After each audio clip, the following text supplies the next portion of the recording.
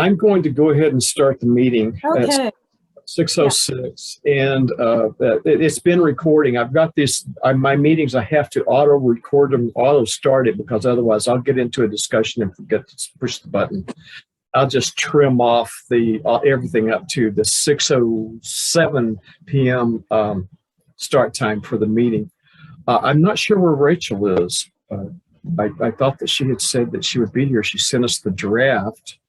And I took a look at it. It looks great. I found a couple of minor things. It's just nitpicking things. So if I she thought it looked really good. Yeah, I didn't go through it with a fine-tooth comb because we've seen a lot of it before, but it looks like a really nice document.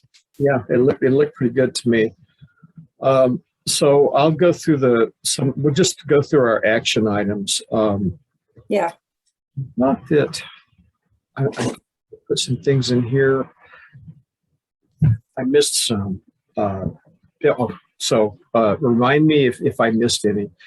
For the Pledge Element 3, the Energy Star Portfolio Manager, I input the last year's data, and I will share my screen and show that to you.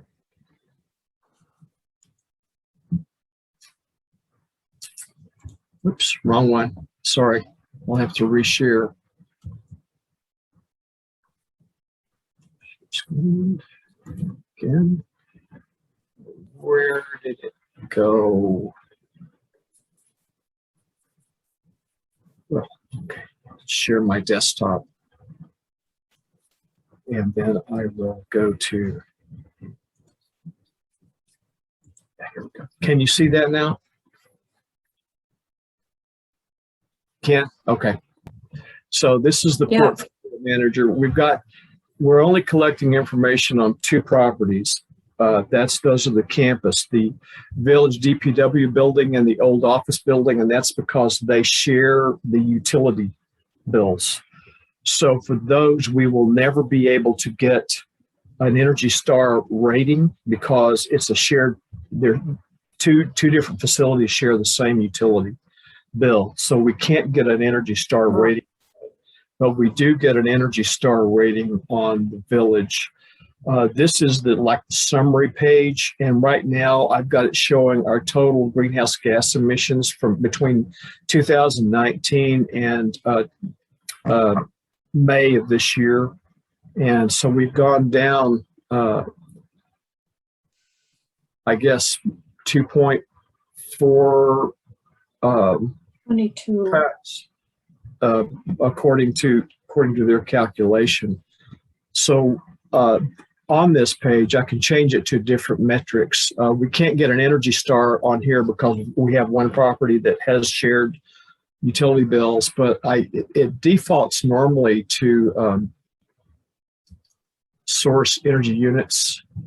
Oops, sorry, pushed the wrong button. Back.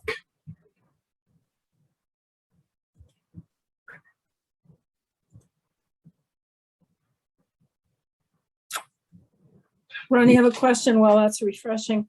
Okay. The shared utility between the DPW and the old office building, does that exclude the energy being used by the Volton Point pumping system? Yes, that's on a yeah, it's a separate bill, and I think that bill actually goes to Bolton Point.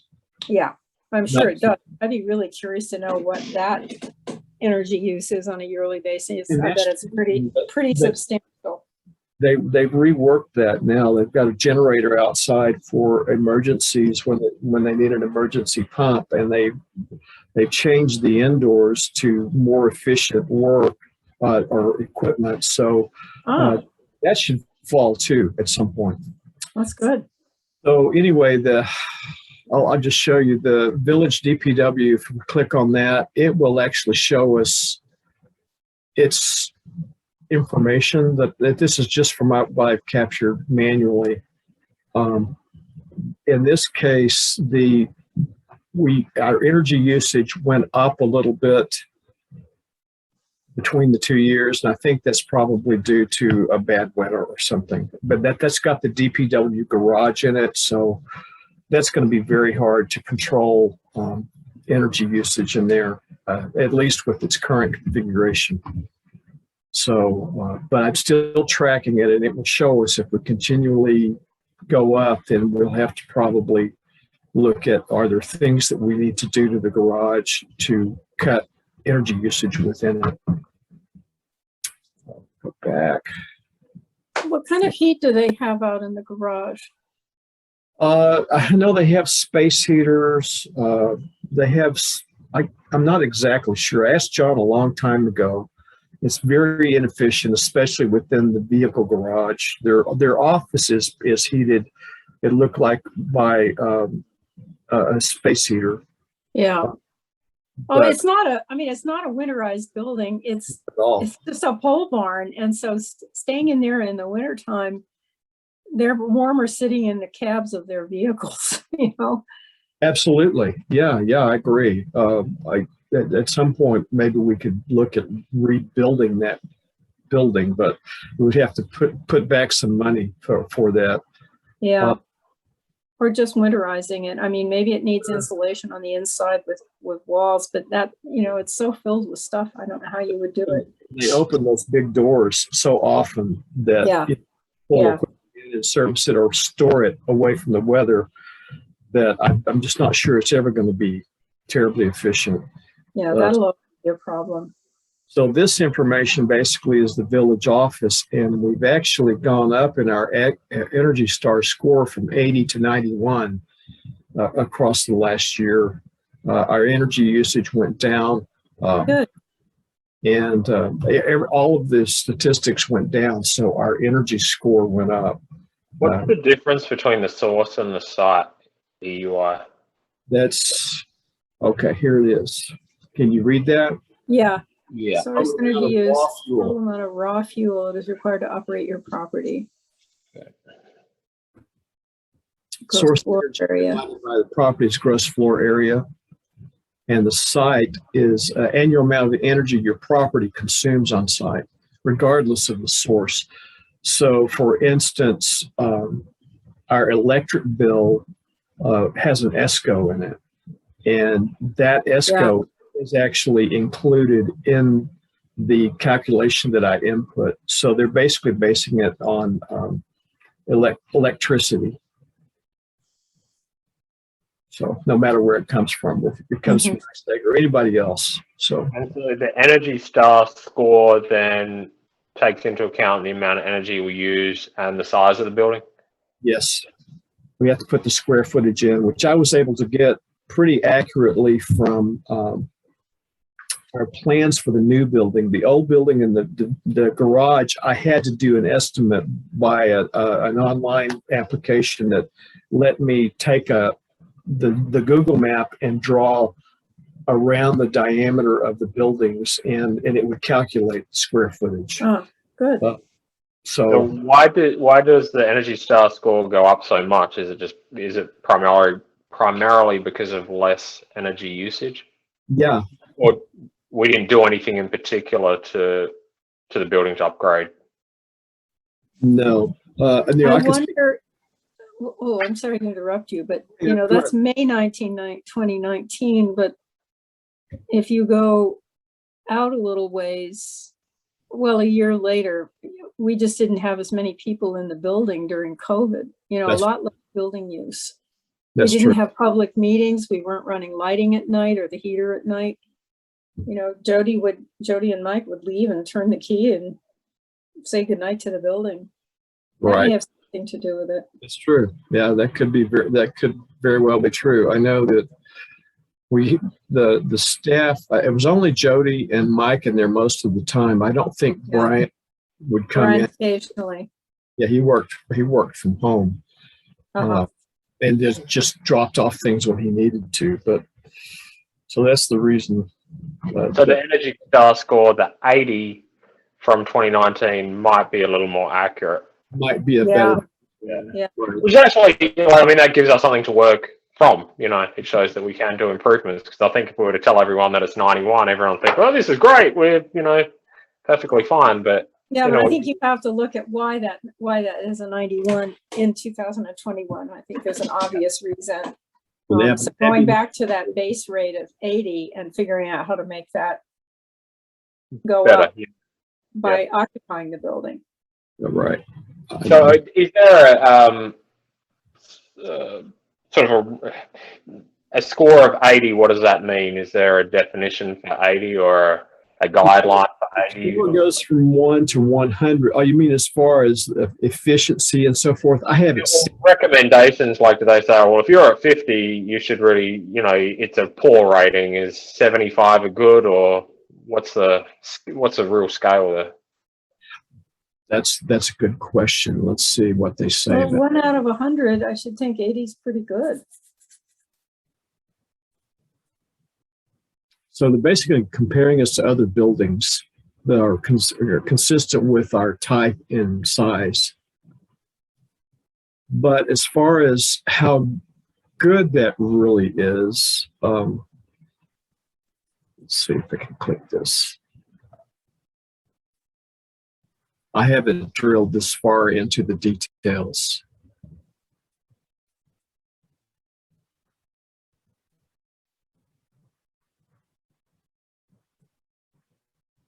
It's Right.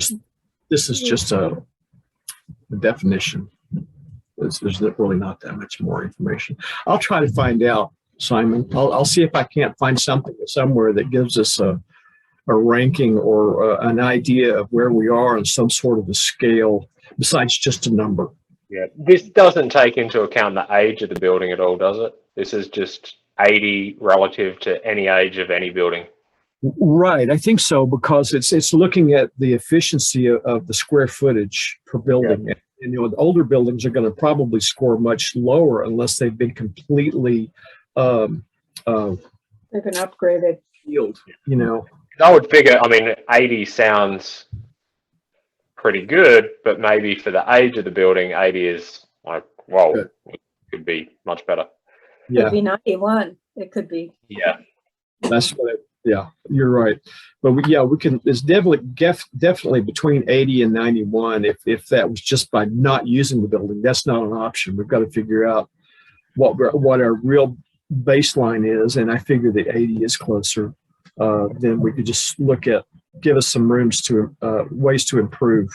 This is a really neat dashboard, though. It's easy to look at. Yeah.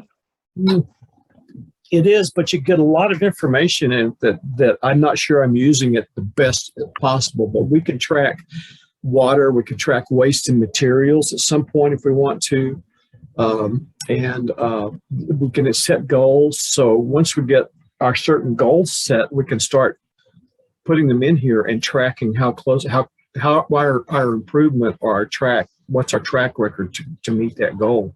Yeah. So at some point, publicly available. I think that some of it is publicly available. I might have to share it. Sharing. Let me see what I have to do here. Share for edit. Share for utility.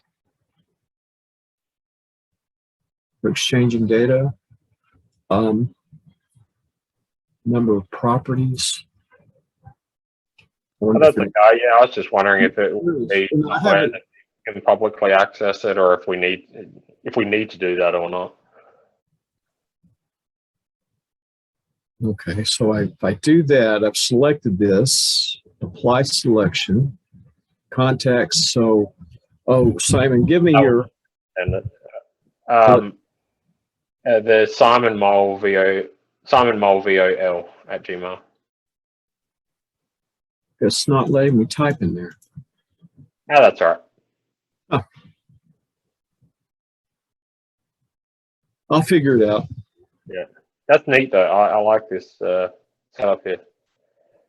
That's a little complicated when you start entering energy because I only do it once a year. I have to come back and train myself on now what am I putting here and why.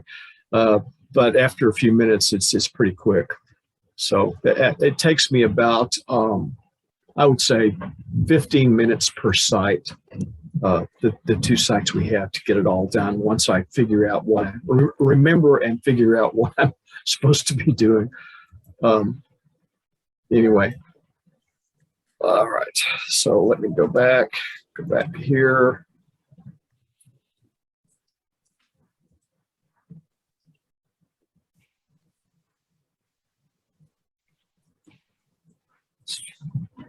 I can't figure out why it's not back to its original size.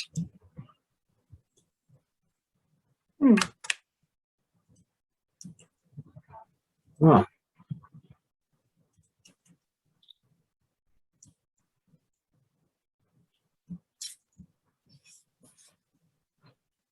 Oh, I know what it is. I've got to stop sharing. I keep forgetting if I don't stop sharing. That's what it was. So, okay. And I never heard from Rachel, so I don't know if we got wires crossed about the date. So, Simon, what about the solar? And I know that we had the meeting last night for Heat Smart, and we kind of talked about solar. Any kind of updates related to those for this meeting? Well, the community solar and the clean heat. So I've got articles on both of those going into the village newsletter. So hopefully get the word out again a little bit more. And as you said, and for Lynn's sake, the clean heat campaign webinar was last night with Lisa. Right. I thought they gave a lot of great information, and we had few attendees, but hopefully if people down the track want to look at that webinar, they can, and there was a lot of great information in there. But both of those campaigns I'll advertise again in the newsletter. So hopefully, we'll start to get some activity there. I contacted Solar Farms New York in the past few weeks to find out about when they're switching to the one bill. They have anyone that signs up in the village, any one of the farms that they would possibly get connected to, all but one are now on the one bill. They think the other one probably won't happen until next year. So I have 10 or 11 accounts signed up, and I am pretty much a 50-50 split on what's on one bill and what I'm still getting two bills for. So it's still a work in progress, but they're getting there. They were hoping to have it out sooner. I was hoping I'd have it out sooner, but it's probably 50-50 if people get on one bill immediately, which, yeah, as I said, I wish it was a little bit sooner, but they're getting there.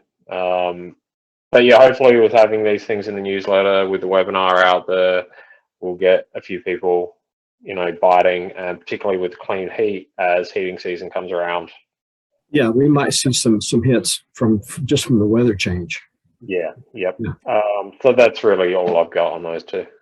So Simon, you said that there were like 15 signups, but only 4 of them were within the village. Yeah, was it like 5 of them were within the village? So there was a lot outside. I mean, we had one in another county. Wow. But they took advantage of it, and we got the $100 anyway, right? We got the $100 anyway, so we still got the money for it. So, that's great. Yep. Yeah. Well, I appreciate all the work you put into that. Yeah, absolutely.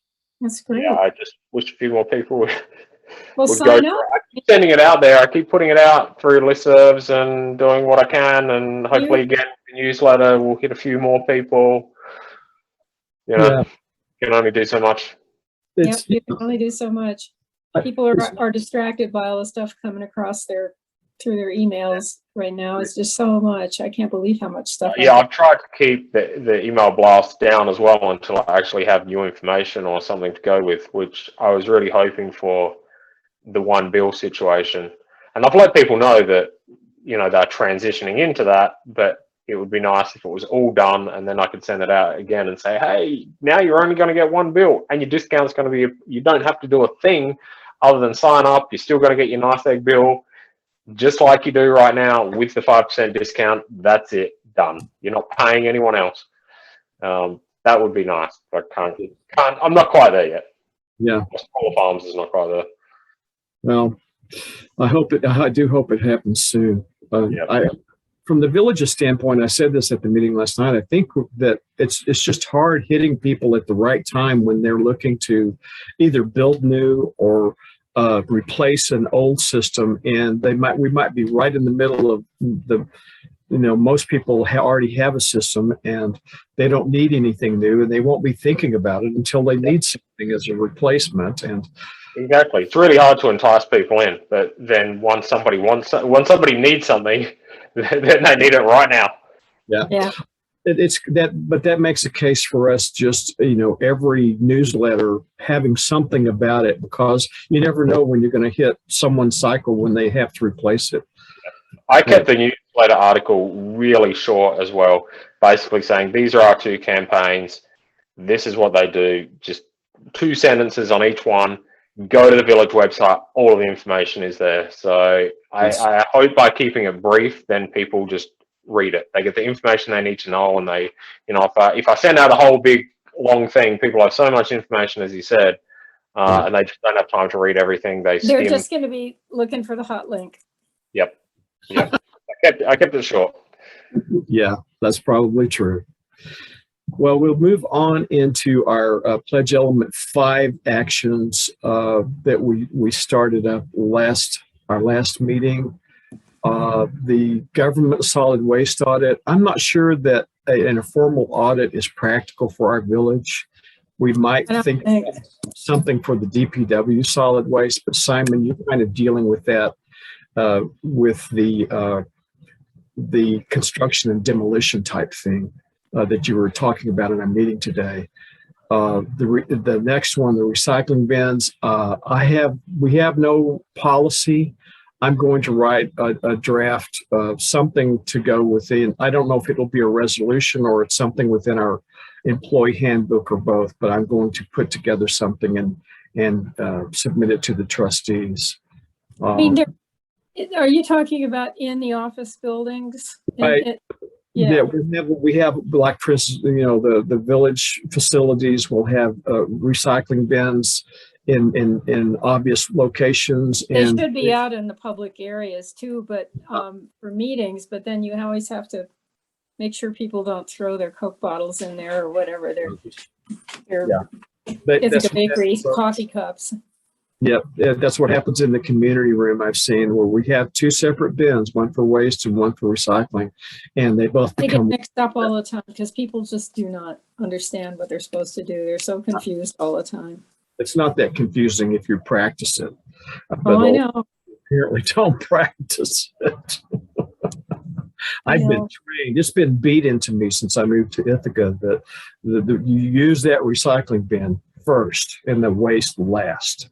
Yeah, but don't do wish cycling, which is hoping that maybe they take it at the other end. You don't know for sure, but we're not going to take your bowling ball. We just aren't, and believe me, recycling programs have gotten everything from handguns to, booms, controllers for Wi-Fi systems and television systems and all the rest. I mean, people just throw everything in because they want it to be recyclable. They take that stuff at the recycling center. Well, they'll take it out at the other end if they can't recycle it, which is really pushing your waste problem on the processors, which costs everybody more. That's part of the human problem. Nature. I liked the document that what's her name from the Susan Christopherson Center. Gretchen Worth. I like the document she sent. I hadn't seen that before, and I was pleased to see that our reuse center was mentioned in Ithaca along with significant elements. Those really are the only 2 places that take the products of deconstruction.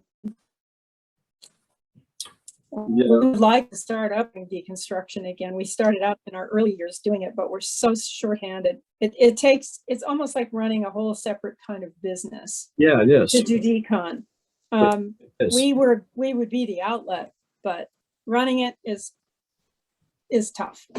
It's tough. It's complex. It's like construction. You need to have teams. You need to have training. You need to have supervisors. You need to have equipment, transportation. It goes on and on.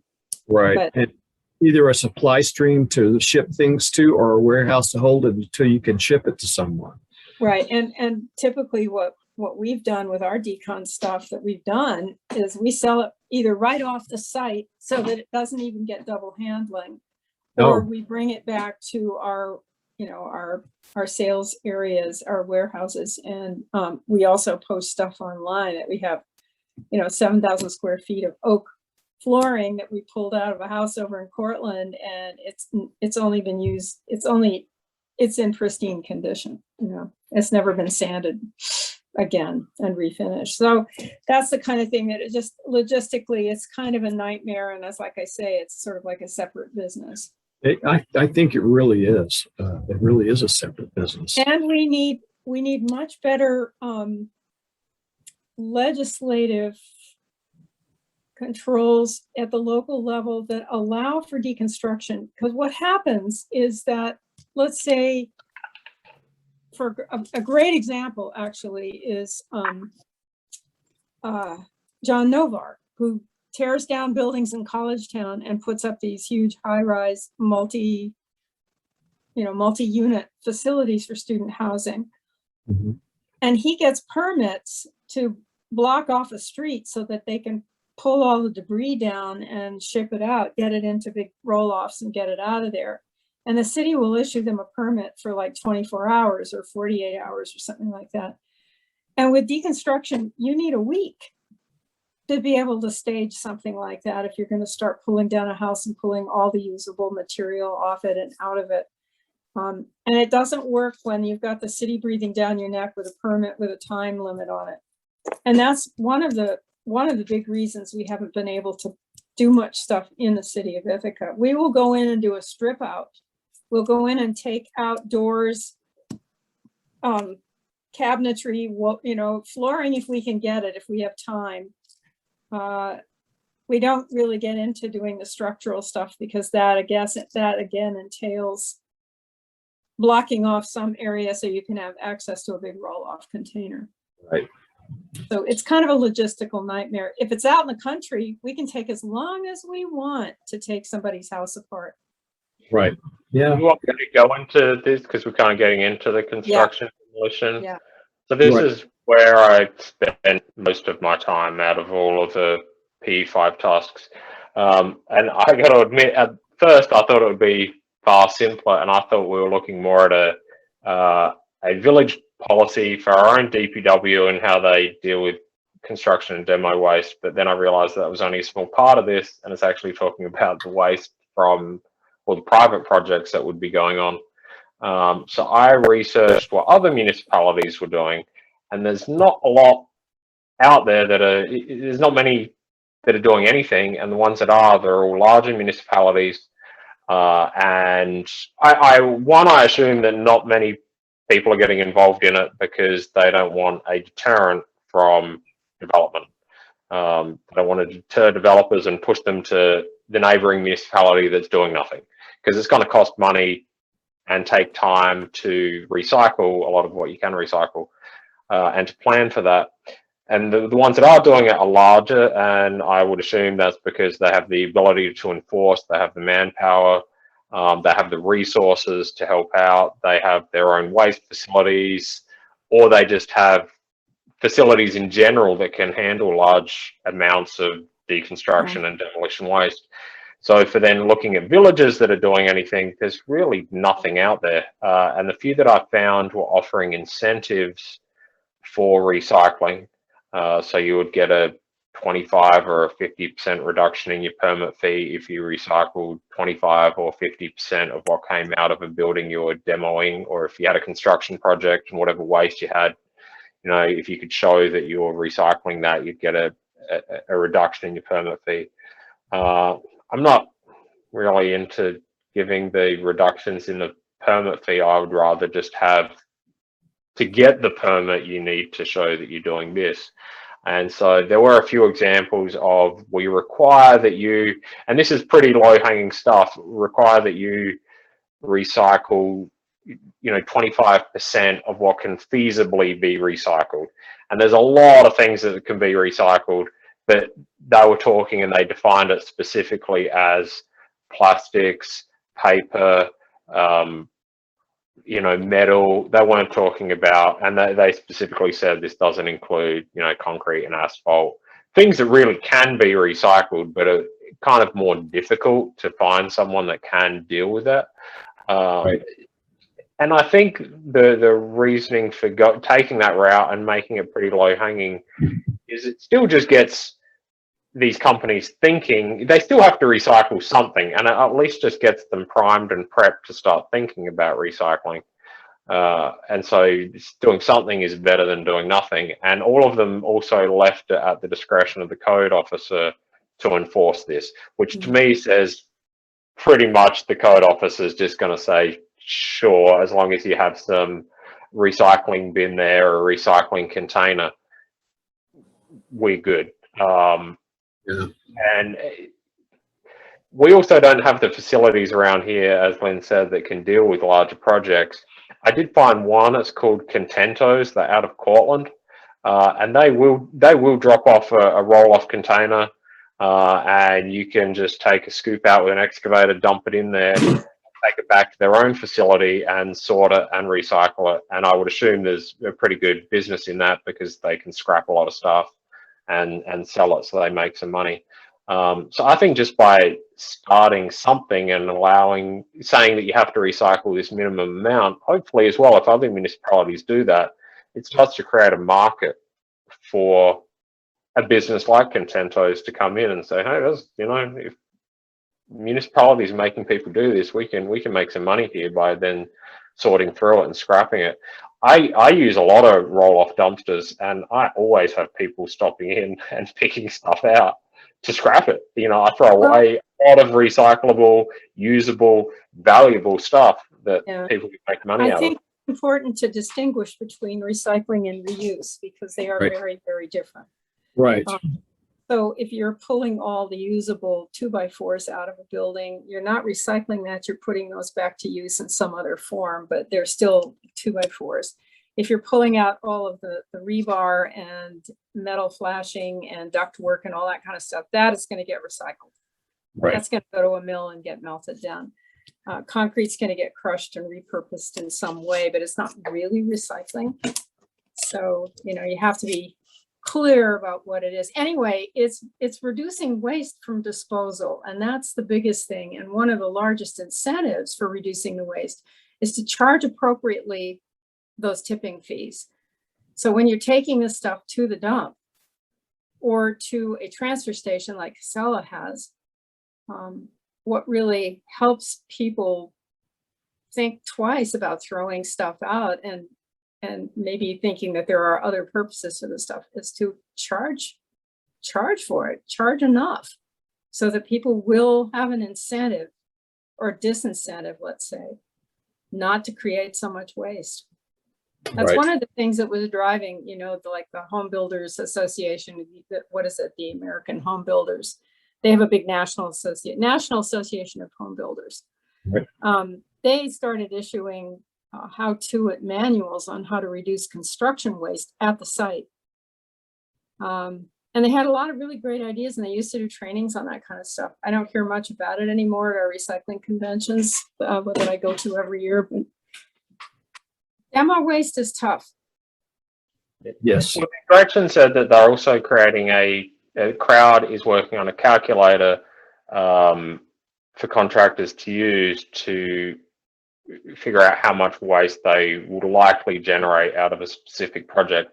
And I had found other similar calculators, so I think I know what she's talking about there is if a contract comes along and says, hey, we're demolishing a 2,000 square foot building, this is how much. They can put that into this calculator and it will say, this is how much of this material, and this material you're likely to get, or if you're just doing a 600 square foot kitchen, this is what you're likely to get. Yeah. I was thinking perhaps the village could start off with a very simple policy, just saying, hey, we require contractors to let us know how much waste and what type of waste they're likely to generate, and then recycle, 20% of whatever could feasibly be recycled at the discretion of the code officer. And that would just be a really simple starting point, and would also allow us to collect data on, and would help crowd collect the data, because that's where it would all go, collect the data on how much waste we're really generating. And then from that data, hopefully, and I would ask Gretchen this, and I would assume that they're trying to figure out how then to better reuse or recycle that waste once they know what the county is actually generating. Right. So maybe we could start, that's the starting point for a policy, but I didn't want to go any further until I got everybody else's input and see just how far to take this. Start really simple like that. It's still a policy. Yeah. It's just simple. And, you know, if we were to submit this to climate smart communities, that's our reasoning, that we're starting, something is better than nothing, but we're trying to collect data on what kind of waste we are actually generating and how much we're generating. Yeah.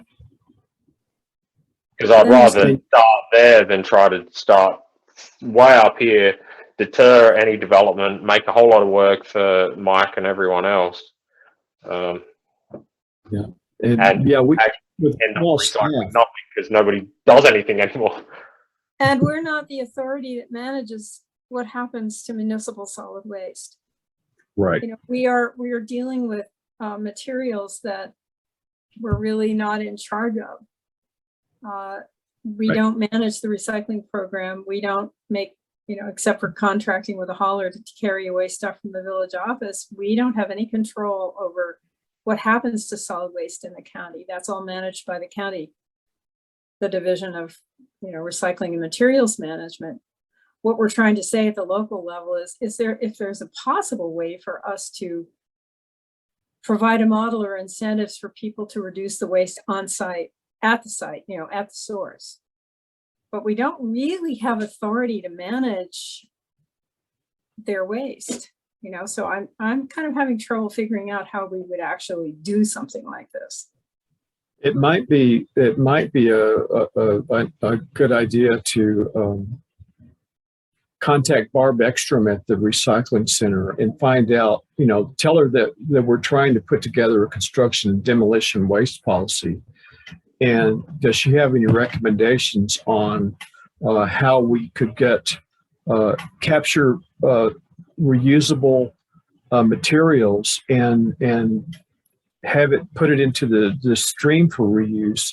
She might have some ideas about vendors for reusable material, along with some of the recycling vendors that she gets. So it might be a good idea, Simon, to just contact her by email. I think I've got that email somewhere, and you can start that way and see what she says, and maybe get not to make ours more powerful, but at least to start us in the right direction, to help. What I'm thinking is to help our crew, our DPW crew, our staff, and also future vendors will say, you know, once you get your solid waste together, then if you take it to the recycling center or wherever Barb says it can go, then it can be reused. So we could give them a model of what to do with it once they've got it collected from the site. Yeah. Well, one of the things they can do right away is that they can take it to the reuse center and they can get a tax write-off for it. Yeah. Because it has retail value. And we have pretty standard calculations for lumber and appliances and fixtures and all that kind of stuff that you can, you know, if I did a demo for a deconstruction project in my house and I had a bunch of lumber and I took it to reuse as a donation, they give you then what their saleable value would be of that.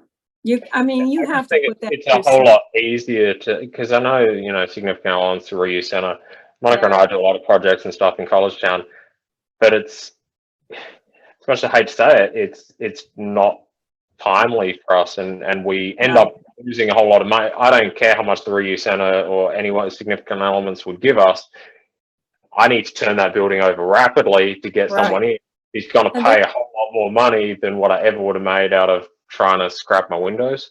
So having that roll off sort of dumpster situation where I can just like grab everything, just throw it all in and have it all taken care of. That's a good niche. Just so much easier. And unfortunately, that's just the way it is. I mean, if I'm doing a small project here, then sure, I you know, people drop that stuff off. But a large development project, you know, no one's going to do it. Yeah, it's the same problem, but it's scaled up substantially for them. Yeah, well, let's just start simple, Simon, and we'll go from there. This is a learning process for us, so anything you learn, share it with us. This is going to this has the marks of a fairly significant policy change for the village and any municipality, obviously. So we need to go about doing this slowly. I don't mind having high aspirations, but small steps to get there. Yep. So I'm happy to keep working on it. I just wanted to, figure out if this is the direction we want to take, just to keep going with it. I'll contact Barb. I'll just make sure I'm in touch with Gretchen, and once I have a calculator there, and I've just got a few ideas for a simple policy, and we'll just keep it there for now, and I'll keep you updated. Okay, that's good. Thank you for following up on it. The next one is recycling program for public spaces and events. Again, there's no policy. I'm just going to put one in and have it discussed. So there are three small policies that I'm going to write, and I will do that between now and our next meeting and get that into the village. I don't know how long it would take to get a decision on them, but at least we'll get started. Then we have the waste reduction education campaign, Simon. Anything on that yet? Well, that was the only other one that I touched on. So I didn't look at the other ones that I was down for. But that one again seems to be tackled mainly by larger municipalities that can hold. As you know, last night we held a webinar. We had 2 attendees, but I did see a few had. Just everything on the website. So I was hoping Rachel would be here, because this was a question I had for Rachel. Could we just have a page on the website that points everyone to the correct place? Like, this is how you recycle. You were bringing it up before. People don't know what can actually go in recycling. So we have all of that information in just one place. I saw that Onondaga County had a link on their site, or a page on their site, where they just had videos that showed people how to recycle, showed people how to compost. So I was going to ask Rachel if that would be sufficient to satisfy this, if we just had all of those links on the website. One page tells people where the solid waste, the Ithaca dump is, how to get recycling bins, links to composting.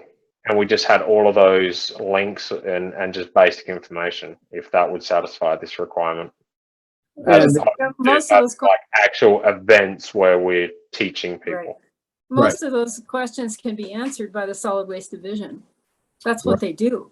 They get calls all the time about, how do I compost something, and what are my options for composting? And does everybody know that there's a master composter program at Cooperative Extension that solid waste division has been supporting all these years? There's just a lot of answers there that that's what they're set up to do. So if we had a way of linking the kinds of questions people typically ask, especially newcomers to the village, right? How do I do this? How do I do that? I think that would be very helpful.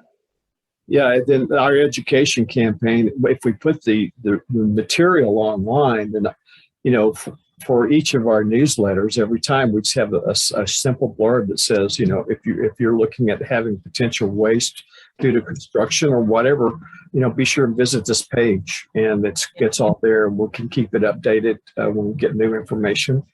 I'll just get in contact then, and I'll shoot her an email and ask her if just having all that on the website is sufficient, because then we could also have information about our own organic waste program, information about like hazardous waste drop-off events, and just keep that all updated on the village website so that people know where to go, what can go into your general trash, what's considered hazardous, and hopefully that satisfies the requirements of an education campaign. We do not have to reinvent the wheel on this. There is so much good information out there that's already been done on our behalf. All we have to do is just provide the links, but make sure people understand that, we understand you don't know how to do this, but here's how you find out. These people do know, and they can help you. They do. I mean, it's what I have this issue all the time with my students, all the time, and all the things that you were I saying know. about before, because I get pushback from, because I don't have properties where people take out their own trash. I just have dumpsters. I have trash dumpster, recycling dumpster, and I get the trash companies calling me all the time, whether it was AWS or Casella now, saying, hey, can you tell your tenants that this can't go on the recycle? I mean, TVs. I had one last week. I had a TV in the recycling dumpster. I'm like, guys, you can't put this in there. Yeah, It that's what I looks call like something that could be recycled to you, but it has to be done separately. It's not a zero sort item, or, you know, mini fridges end up in dumpsters, recycling dumpsters all the time. Plastic bags, styrofoam. It's all stuff we can't take. Yeah. It's basically, it's just people are just selfish about wanting to get things out and away, and they just throw it anywhere to make it someone else's responsibility, and then they'll walk away. Yep. So I feel good about themselves. I recycled. Oh, I can't recycle that. Yeah, and if you get it solved, you could probably sell 1 million books on how to get it solved, Simon. So anyway, so Simon, were you able to work any on the PE6 actions? No, so they were the two that I worked on, the education and the construction demolition policy. Yeah, I'm trying. I don't think I really got into those either. No, they're all to be done. So I guess that's pretty much it for tonight.